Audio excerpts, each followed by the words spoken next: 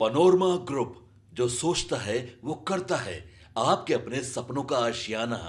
तो एकजुट है और गठबंधन अपने चारों प्रत्याशी को जिताने के लिए कोई कसर नहीं छोड़ेगा और हमको लगता है कि गठबंधन के पक्ष में चुनाव परिणाम आना चाहिए। देखिए, जहाँ तक कि आरसीपी साहब की बात करते हैं, उनको अपनी चमक नहीं थी।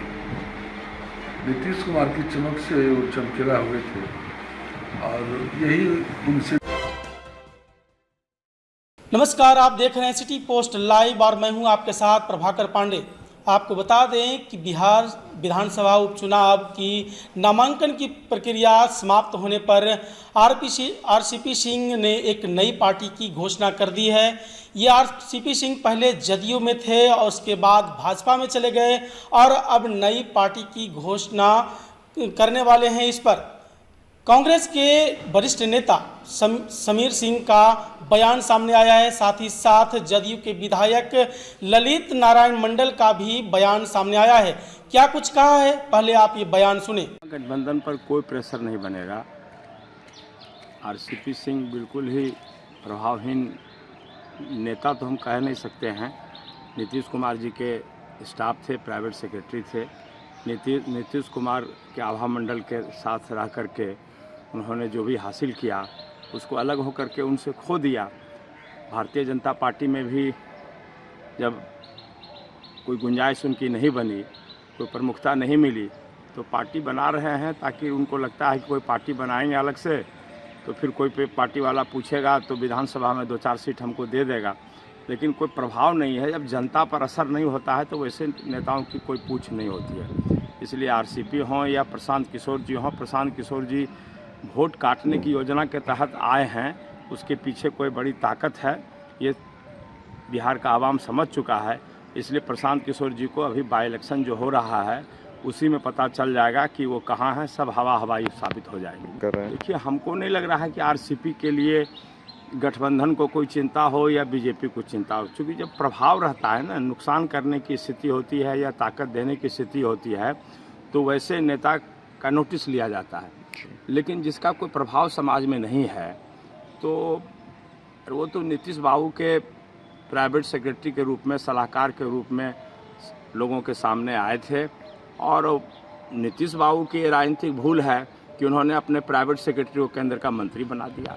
तो ऐसा काम, अजूबा सब काम वो हमेशा करते रहे। उपेंद्र कुशवाहा को पहली बार एमएलए बन के आए थे तो विधायक दल का नेता बना दिए थे। आज उपेंद्र कुशवाहा रह के उनके लिए परेशानी का कारण बन जाता है। इसलिए ऐसे लोगों को जो डिजर्व नहीं करता है राजनीति में, उसको जब कोई बड़ा पद दीजिएगा तो उसका नतीजा उपेंद्र कुशवाहा है, उनका नतीजा आरसीपी है। तो एकजुट है और गठबंधन अपने चारों प्रत्याशी को जिताने के लिए कोई कसर नहीं छोड़ेगा और हमको लगता है कि गठबंधन के पक्ष में चुनाव परिणाम आना चाहिए। देखिए, जहाँ तक है उपचुनाव की बात करते हैं, चारों सीट पहले किसका था? एक सीट इमामगंज हमारा एनडीए का और 3 सीट जो है ये महागठबंधन का। लेकिन इस बार की परिस्थिति बहुत अलग है। हम अपने खुद पार्टी की तरफ से हमको सौंपा गया है बेलागंज उपचुनाव में हम जाते रहते हैं। आज वहीं जाके तैयार हो रहे थे, आप आ गए। एनडीए की मीटिंग में अपार भीड़ थी 2 दिन पहले, और परसों जो उनका नॉमिनेशन था उसमें भी आप लोगों ने देखा होगा भीड़ की संख्या में हम लोग संतुष्ट थे कि अपार भीड़ थी,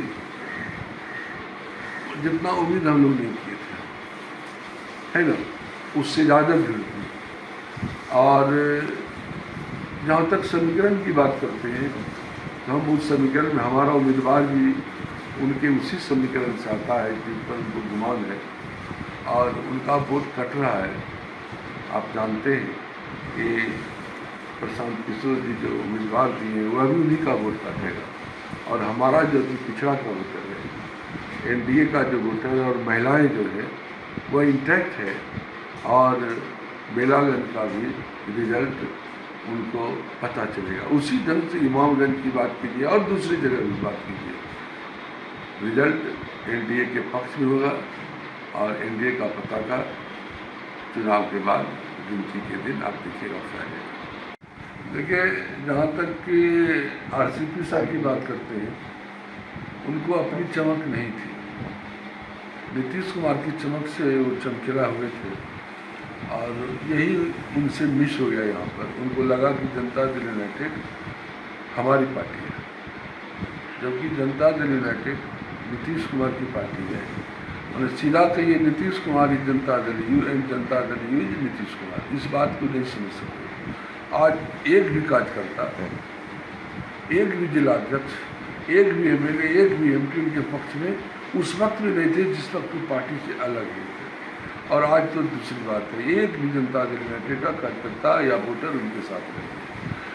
अगर ये बात होती तो जिस तरह जनता दल यूनाइटेड से अलग करके बीजेपी में ज्वाइन किए, वहाँ भी देखा गया कि इनकी कोई महत्व नहीं है, इसलिए उन लोगों ने इनको साइड ट्रैक कर दिया और अंत में इनको अपनी पार्टी बनानी पड़ी और इनको एहसास हो जाएगा कि इनमें कितना दम है और नीतीश कुमार में कितना दम। आरसीपी सिंह एक नई पार्टी की घोषणा करने वाले हैं। इसको लेकर कांग्रेस के वरिष्ठ नेता समीर सिंह ने कहा कि आरसीपी सिंह का कोई जनाधार नहीं है।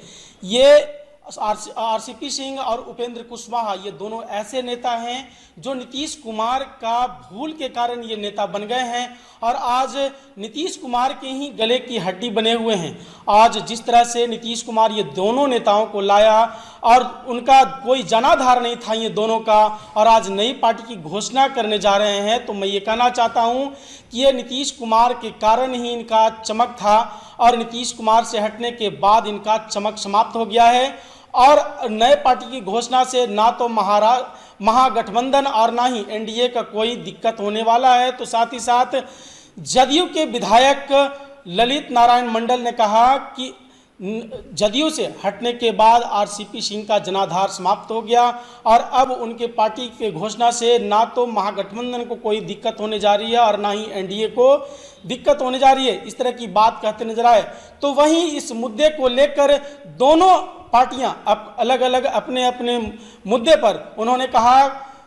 समीर सिंह का कहना था कि कांग्रेस की जीत होगी, महागठबंधन की जीत होगी, चारों विधानसभा उपचुनाव पर जीतने जा रही है महागठबंधन। तो वही जदयू के विधायक ललित नारायण मंडल ने कहा कि चारों सीटों पर जनाधार एनडीए का है और अब एनडीए जीत हासिल करने जा रही है, चारों सीटों पर उपचुनाव जीतने वाली है एनडीए। इस तरह के अलग अलग राप अलग दिखे दोनों नेता।